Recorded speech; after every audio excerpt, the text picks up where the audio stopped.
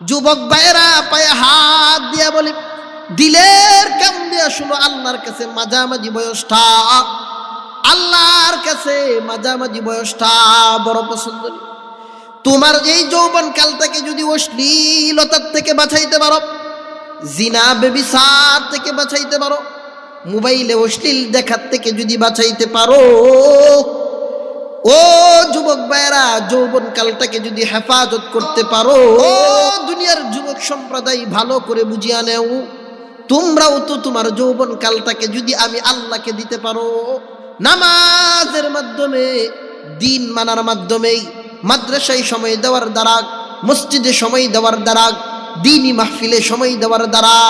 তোমার যৌবন কালটা যদি ইবাদতের মধ্যে কাটাইতে পারো, দিনই কাজের মধ্যে অংশগ্রহণ করে যদি শরীক হইতে পারো, ও যুবক সম্প্রদায় ভালো করে শুনিয়া নেও, তুমি যখন বয়োবৃদ্ধ হইয়া যাইবা, বার্ধক্যের কারণে তুমি যদি মসজিদে যাইতে না পারো, নামাজ পড়তে না পারো, রোজা রাখতে না পারো, হজ করতে না পারো, যাকাত দিতে না পারো, ও যুবক সম্প্রদায় তোমরা শুনিয়া রাখো, যৌবন কালটাকে যদি হেফাজত করতে পারো, মহান আল্লাহ আমি বৃদ্ধকালে ইবাদত না করলেও, ও দুনিয়াবাসী যুবক ভাইয়েরা দিলের কান দিয়া শুনো, আল্লাহ যে বললেন আওয়ানুম বাইনা যালিক, মাঝামাঝি বয়স আল্লাহর কাছে বড় পছন্দনীয়। মুফাসসিরিনে কেরাম বলেন, ও যুব সমাজ, তোমার জিন্দেগির হায়াতের যেই যৌবন কালটা, শৈশবকাল আর কৈশোরকাল, বৃদ্ধকালের চেয়ে মহান আল্লাহর কাছে তোমার মাঝামাঝি যেই বয়সটা আল্লাহর কাছে বড় পছন্দনীয়। কন্যা সুবহান।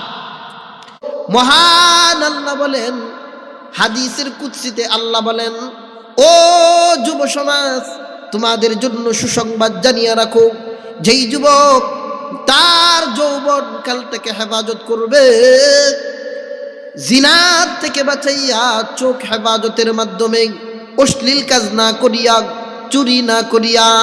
জিনা না করিয়া, অন্যায় না করিয়া, পরনারীকে না দেখেই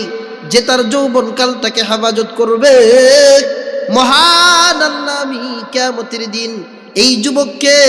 জাহান্নামের আগুন দিয়াও জ্বালাইব না। ওই যুবক ইবাদত করনেওয়ালা যুবকদেরকে আমি আল্লাহ আমার আরশের নিচে স্থান দিয়া দিব। আরো জোরে বলেন না সুবহান। নবীজি হাদিসের মক্কায় বলেন, মুফাসসিরিনে কেরাম বলেন, ও যুবক ভাইরা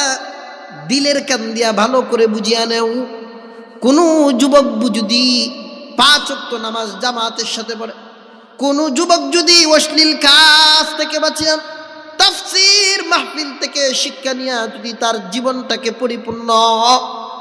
গুনাহ থেকে বাঁচাইয়া জিন্দেগিটা যদি কাটাইতে পারে,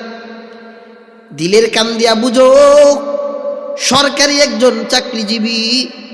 সে একটা নির্ধারিত সময় পর্যন্ত ডিউটি করে, বয়স যখন হইয়া যায় সরকার তাকে অবসরে দিয়া দেয়, দেখি দেয় না, একটা সময় সরকারি চাকরি অবসরে চলে আসে, কিন্তু সরকার প্রতি মাসে ঠিকই ভাতা দেয়, দেখি দেয় না।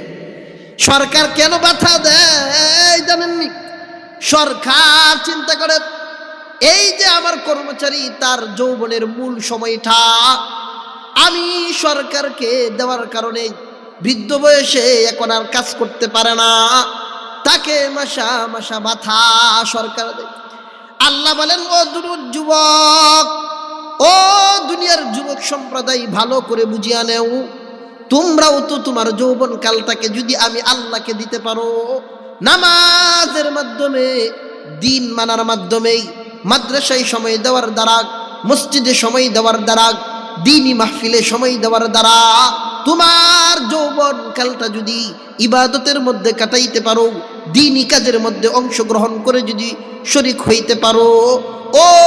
যুবক সম্প্রদায় ভালো করে শুনিয়া নেও, তুমি যখন বয়োবৃদ্ধ হইয়া যাইবা, বার্ধক্যের কারণে তুমি যদি মসজিদে যাইতে না পারো, নামাজ পড়তে না পারো, রোজা রাখতে না পারো, হজ করতে না পারো, যাকাত দিতে না পারো, ও যুবক ভাইরা আল্লাহ বলেন, সরকার যেইভাবে বাতা তাকে অটোমেটিক দিয়া দেয়।